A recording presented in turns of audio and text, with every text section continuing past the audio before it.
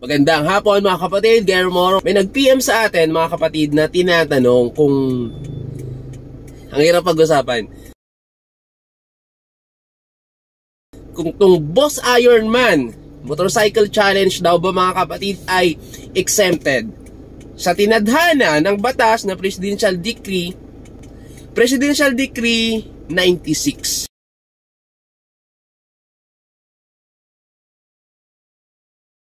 Ito mga kapatid, yung nagbabawal na paggamit ng open pipe or sobrang ingay na tambucho, nagbabawal gumamit ng blinker, nagbabawal gumamit ng sobrang ingay na busina.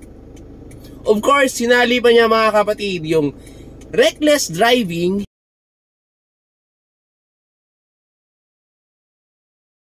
and overspeeding. Alam niyo mga kapatid, ang hirap sagutin. Kasi alam naman natin na itong Boss Ironman Motorcycle Challenge ay bigatin. Ito yung pinakasikat at pinakamagarbong motorcycle endurance challenge dito sa Pilipinas. So, kilala na natin mga kapatid yung mga sumasali dito. Mga bigatin. So, sagutin natin na naayon sa tanong. Exempted ba? Of course, hindi po. Dahil binibigyan ng permit ang motorcycle endurance na to para makatakbo, hindi binibigyan ng permit para maging exempted sa Presidential Decree 96, overspeeding, reckless driving.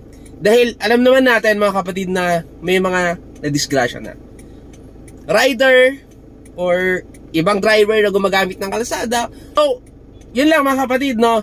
Ngayon, bakit nagagawa nila na hindi sila pina-flagged out or hinuhuli? Sagutin nyo na lang po yan. Alam nyo na po kung paano sagutin yun. Mahirap na, baka ma-report yung Facebook natin.